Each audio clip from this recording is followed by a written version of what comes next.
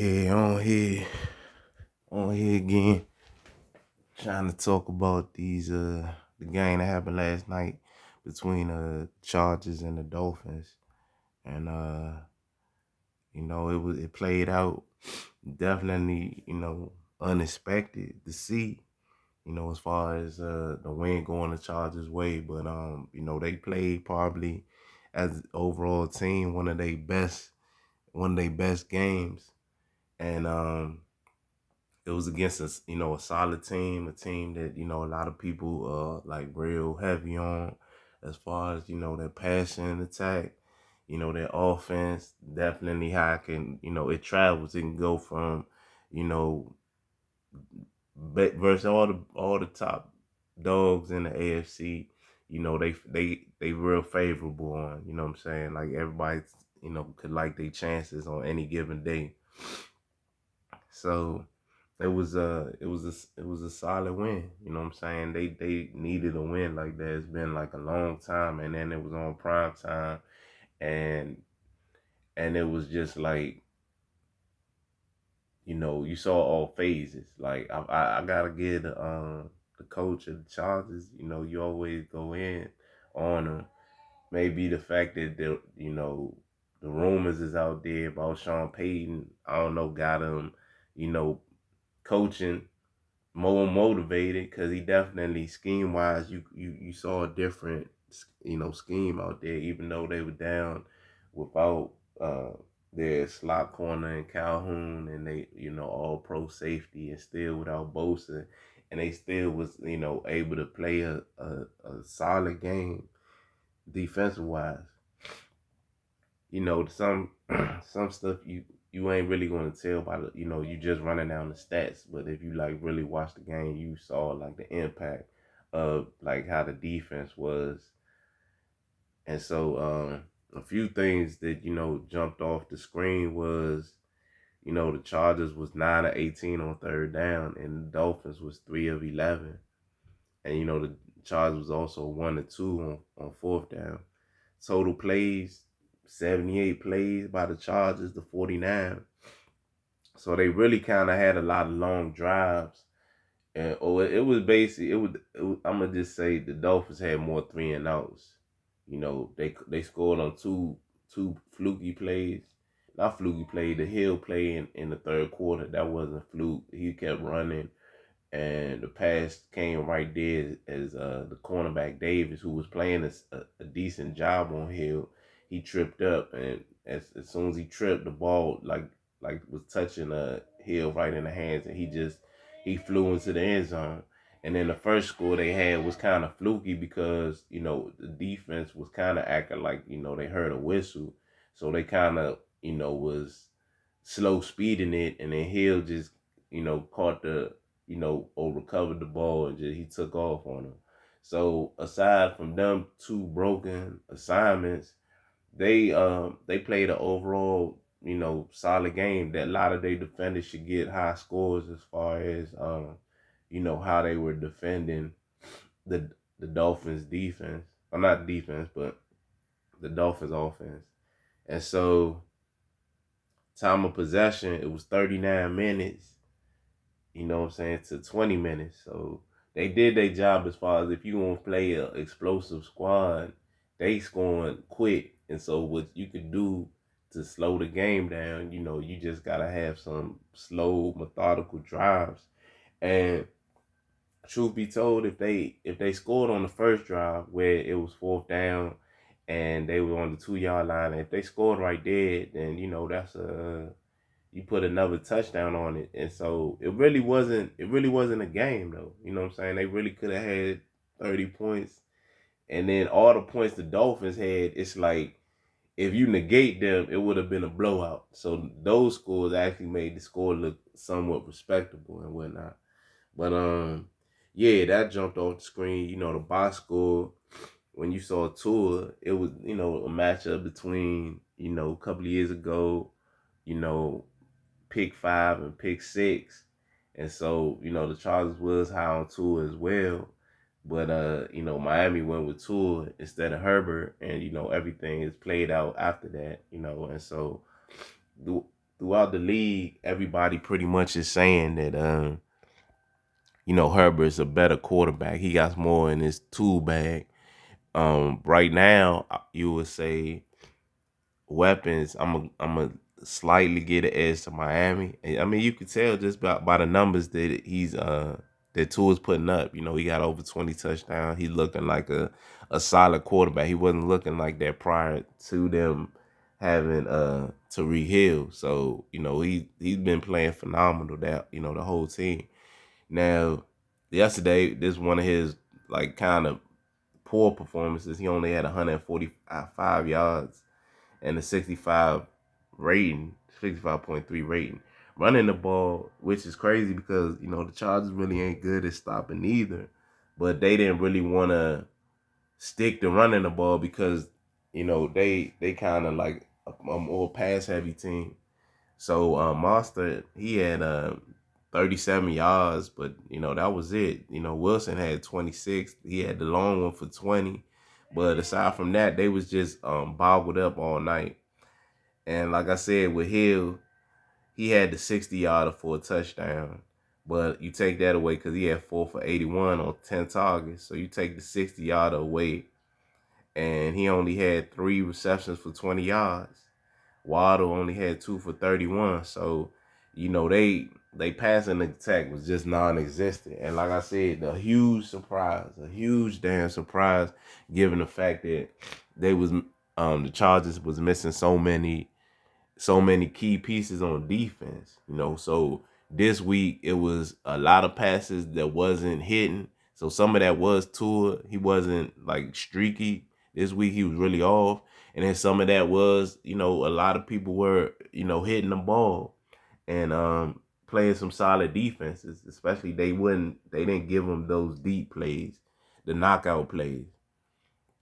So you got to give all props to Staley and the DC as far as the game plan that they were trying to do as far as slowing that offense down. As a team, defense wise, they had 4 sacks. Christian Wilkes had 1 sack, 2 tackles for losses, and but he was just a beast though. Whoever was in front of him, he was just dogging their ass. You know what I'm saying? He's a guy that people need to like really pencil in on trying to stop, week to week on their defense, because he's the main guy. I mean, he flashes off the screen more than Chubb, to be honest. I mean, I never was, like a fan of Chubb. I thought he was all right, but I didn't think he was like that much of an impact player. And the stats show it, from week to week. You don't really, you don't see him. Like last night, he had 3 hits on the quarterback, but he ain't had no sacks. You know what I'm saying? He only had 1 tackle. So it's, Jerome Baker and Wilkins, they flash off the screen more, and even Jalen Phillips, you know what I'm saying? They flash way more than Chubb on a week to week basis. But so their defense was it was solid because, like I said, they stopped them on the 4th down in the first quarter, and a lot of them times where the Chargers kicked the field goals, that was the defense making a stop. You know what I'm saying? They either come up with a sack, or they would like it'll be 3rd and long, and then they would just get stopped short of allowing the drive to continue. You know what I'm saying? But that that impressed me though, especially Wilkins though. I was like, damn, who the hell is this dude? You know what I'm saying? But if they keep adding some more pieces to that defense, it's gonna keep getting even better and whatnot. But you go over to the Chargers side, and the dude on the screen, man. I mean, what can you say, man? He'll show you why everybody kind of like grades him so high. Like, he got tons of potential, but it's just about whether they can surround him with the right support and cast. But if they can show up the defense, this team could definitely be dangerous. Running the ball, they only ran 82 yards as a team. Elk, he had 15 for 45 and a touchdown. And he also had 8 receptions for 59 on 8 targets. Now Herbert, He was 39 to 51. He only had one touchdown, 367. He got sacked. He got sacked 4 times, and he had a rating of 102. And so he do have a lot of games like this where he'll have a ton of yards and he'll only maybe have a touchdown pass or two touchdowns. And it was opportunities where it should have been more, but sometimes they do dink and dunk. But yesterday was one of the weeks where Joe Lombardi, the OC, he actually was being creative with him. He rolling them out to the left, rolling them out to the right, and then the fact that Williams came back, and it seems like he got some connection with Allen as far as the first downs, but the touchdowns and big play, he has that. And when Williams out there, he can push the ball. He kind of he got a different pep in his step, and a flow about the game that just feels different. And Williams came back after all them weeks of being off. He looks like he might finally be ready to, crank it up this season. He had 6 catches, 116 with that 55-yarder. That was that long one. That kind of set the tone for the game. Like when he caught that, you just felt like, all right, man, maybe this might be a different game, even though they didn't score on that drive. But it was, the fact that they was throwing the ball deep, and it seemed like they just called more deep plays with when Williams is out there. And so, Keenan Allen, he do his usual, a lot of catches, but not a lot of yards. Like yesterday, he had 12 catches for 92 on 14 targets. And Palmer, he had 6 targets, caught 4 for 53. And Everett had 8 targets, caught 5 for 28. So that's really the recipe, though.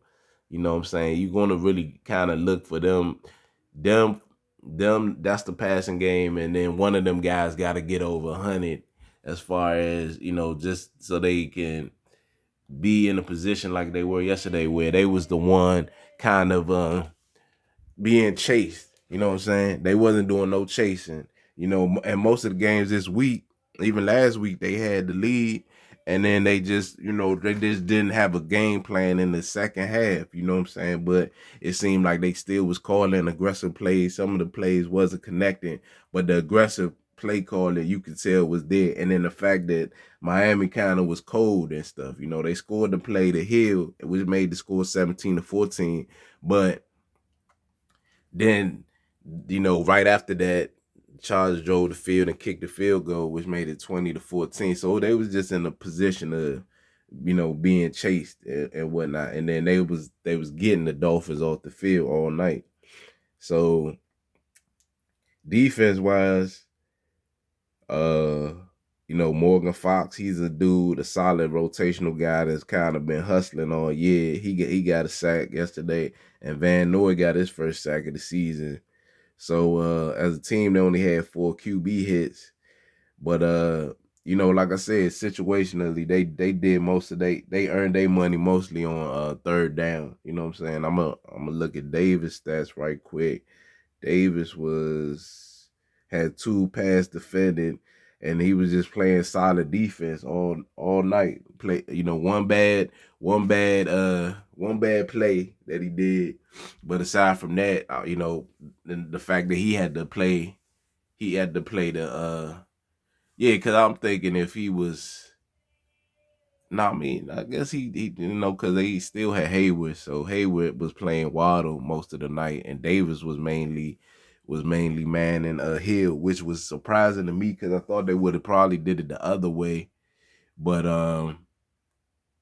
no, I mean Samuels Jr. Damn, my bad. I said Hayward. I'm tripping, man, because that number remind me of when Hayward was there. But yeah, Samuels Jr. I thought he was gonna be trailing Hill most of the night, but they kind of flipped it, and so Davis stood tall. You know what I'm saying? So you got to give him hella props to Staley, and maybe that's good. The fact that he that Peyton said, like, yeah, that's the job I'm looking at. And so it's that nuggets out there. So he already know if he lack, he gonna lose his gig. So hopefully going forward, he gonna have more games where he calls a game like this. But yeah, I was thoroughly impressed, especially as how he got dominated last week.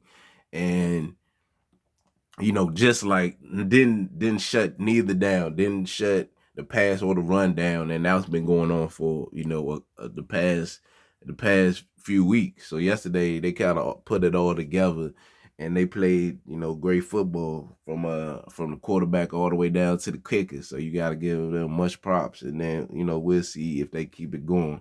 But yeah, major props on the win yesterday. All right, thanks for listening.